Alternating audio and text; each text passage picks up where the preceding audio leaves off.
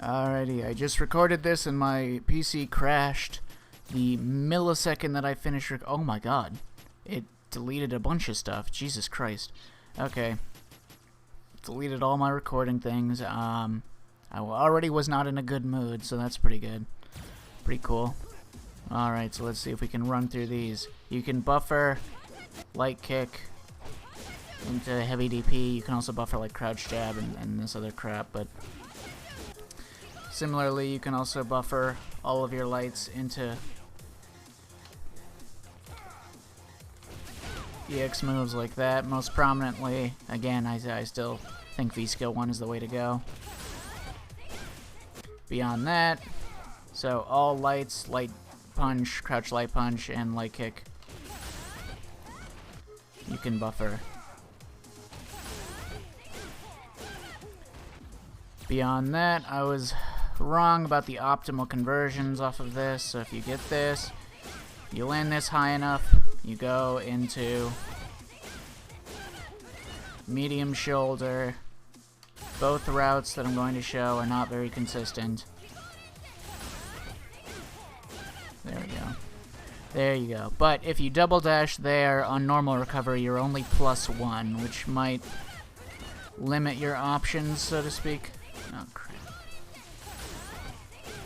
There you go. Never mind.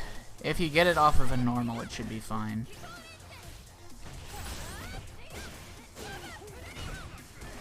+1. I fucked up the dash, so that was 0, but it should be +1. Back recovery is no problem. Normal recovery is the only issue. If it becomes an issue because you don't get meaty throw / meaty, crouching medium punch, whatever, if you want to be more plus, there's a similar route that you can go for where that's even harder, much harder.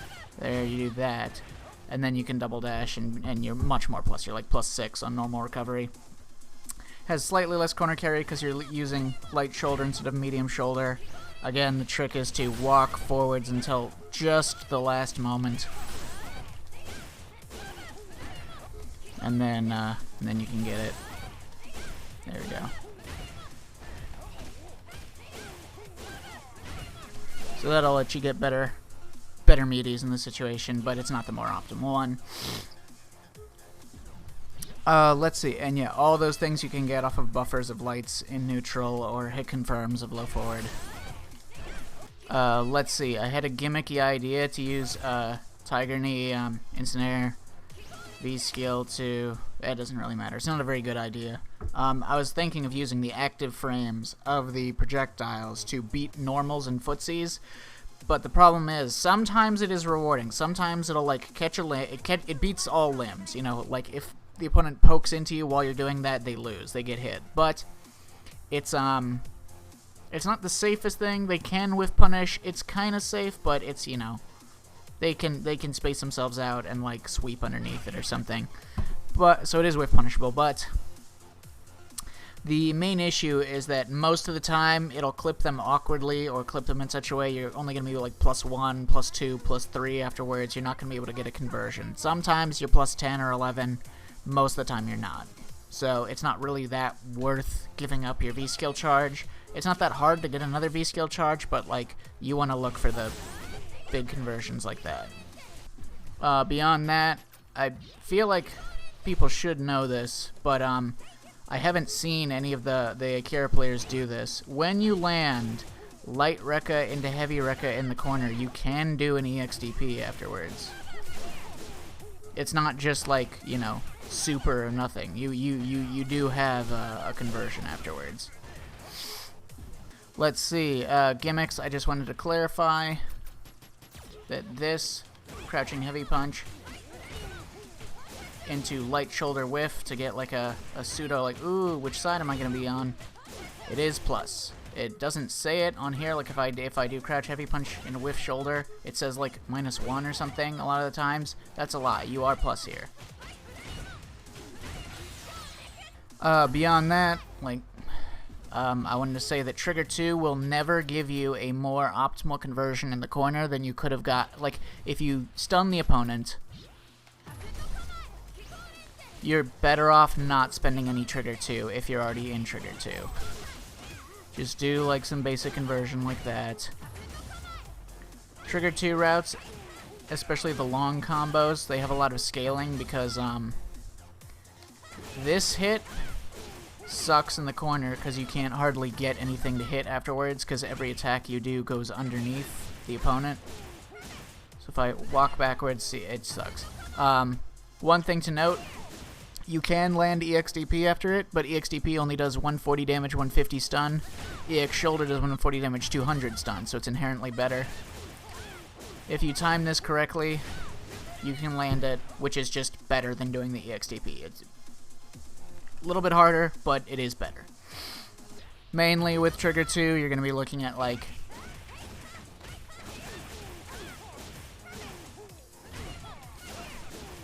routes that are that reach the corner just barely, but don't put you in the corner, so that you can land those like shoulders into DPs and such a little bit better. So that would be a worthwhile route to use your 2 of your 3 Trigger 2 expenditures on. Probably, maybe not, I don't know. I mean, the main value, of course, comes from converting in situations where you normally wouldn't have converted from.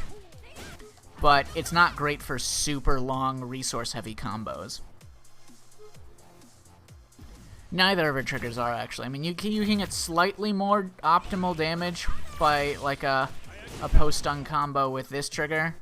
But,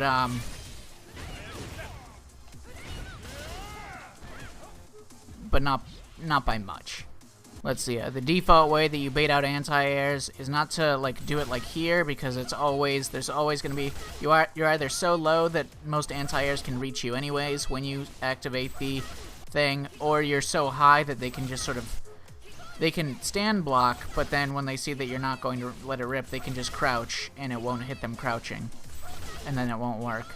You're probably better off letting it rip at the max spacing, like not when you're right above them, but where your thing will still reach their anti-air if they stick a button out. So most anti-airs would reach like around this distance, so you would probably go like that. You'll clip the anti-air. If they hit a button anti-air, you'll be around plus 11, so you can convert off of that. And if they DP, most of the time, most characters that DP anti-air, if you do this, their DP will get clipped by the projectiles falling down, and they'll get knocked backwards. You'll get Oki, but you probably won't get a combo unless you're pretty near to the corner already, in which case you can convert it with an EX Shoulder or something. If you're lucky, the DP whiffs entirely, and you can get a Crush Counter Punish. As for this thing, you've got your, basic conversions after that.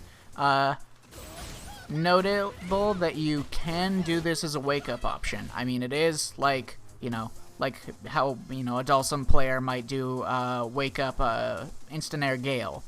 If they're expecting a throw, you can beat throws by doing that as a wake up. Especially, obviously, if you have v6.1, it'll be highly rewarding.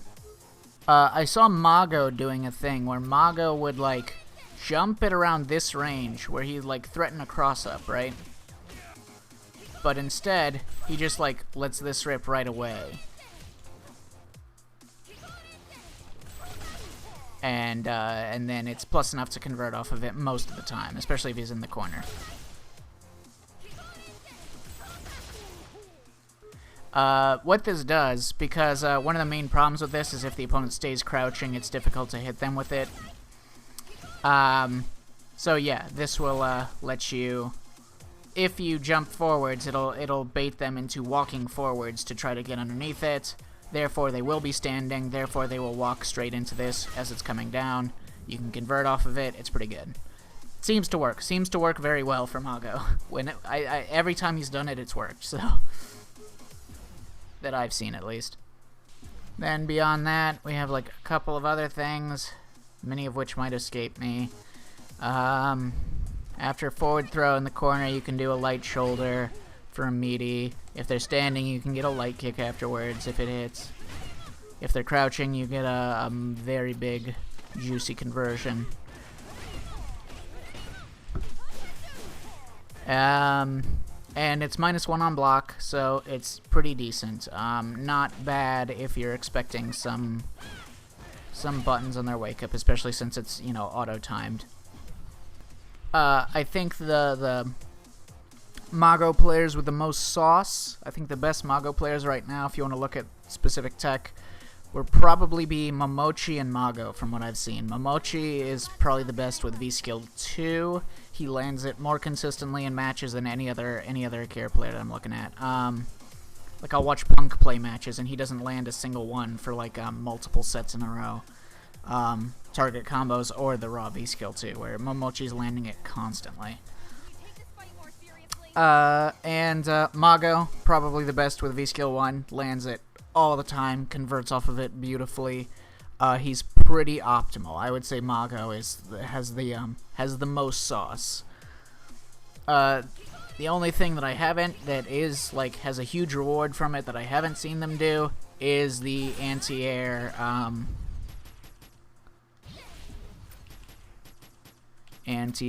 wall bounce that I talked about.